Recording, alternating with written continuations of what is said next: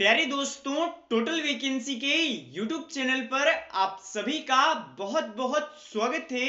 आज के डेट में यानी कि 22 फरवरी 2024 के डेट में बिहार स्वास्थ्य विभाग के माध्यम से कई सारे बड़े अपडेट जारी कर दिए गए हैं, जहां पर कि बीटीएससी एएनएम 10,000 छात्रों के केस की रिगार्डिंग भी आप सभी को अपडेट देने वाला हूं।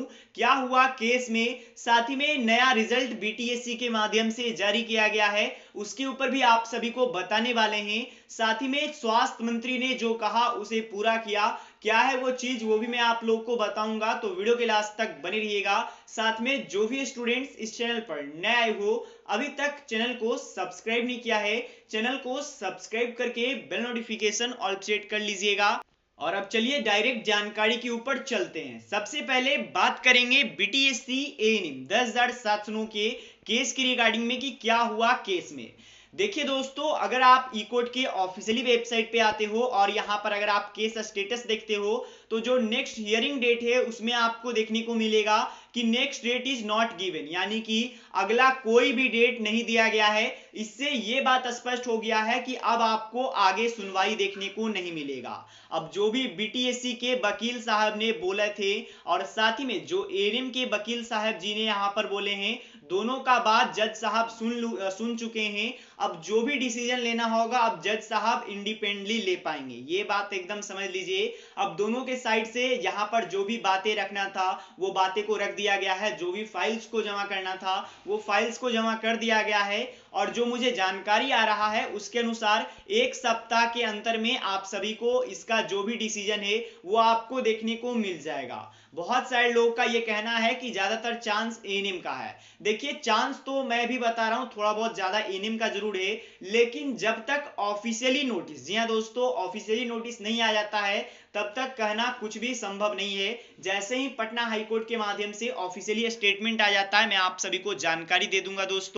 तो अभी के लिए मैं बता देना चाहता हूं 22 तारीख को जो हियरिंग हुआ उसमें अगला डेट सुनाया नहीं गया है, यानी कि अब अगला सुनवाई नहीं होगा इस केस की रिगार्डिंग में। अब जजमेंट देना बाकी है। अब जैसे ही जजमेंट आता है मैं आप सभी को जानकारी दे दूंगा। और ये जो आप आर्टिकल देख रहे हो कि 2018 की नियमावली के आधार पे बहाली होगी एएनएम की, और ये सभी आर्टिकल अभी के हिसाब से गलत है, क्योंकि हाई कोर्ट के माध्यम से कोई भी ऑफिशियली स्टेटमेंट नहीं आया है। जब तक ऑफिशियली स्टेटमेंट नहीं आ जाता है तब तक आपको कुछ भी मानना नहीं है। जैसे ही मुझे जानकारी मिलेगा मैं आप सभी को अपडेट दे दूंगा, तो उसके लिए निश्चित रहिएगा। यहाँ पर जैसा कि देख सकते हो बहुत सारे आर्टिकल्स निकाले जा रहे हैं। देखिए, आर्टिकल का तो ऑफिशियली कोई भी अगर जैसे कि न्यूज आर्टिकल नहीं रहता है, जागरण, हिंदुस्तान, तो आप इसे सच मत मानिएगा, वो ये भी उसी प्रकार से है। ये केवल लिखा गया है पर अभी ऑफिशियली कोई भी ऐसा नोटिस नहीं है। अब इसके बाद अपडेट देने वाला हूं, जैसा कि मैं आप लोग को बता रहा था कि जो यहां पर स्वास्थ्य मंत्री सम्राट चौधरी ने बोले वो कर करके दिखाया है। अब क्या करके दिखाया है वो मैं आपको समझाना चाहता हूं। जैसा कि हाल ही में कुछ एक सूचना आ रहा था अखबारों के माध्यम से कि जो आयुष चिकित्सक का 2270 की जो वैकेंसी है उसको रिजल्ट देने का निर्देश दिया गया है अगले 7 दिनों के अंदर में।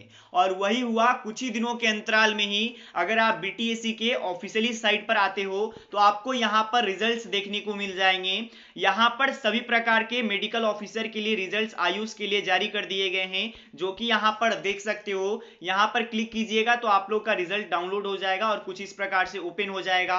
कट ऑफ क्या गया है सभी कुछ यहाँ पर आप देख पाइएगा।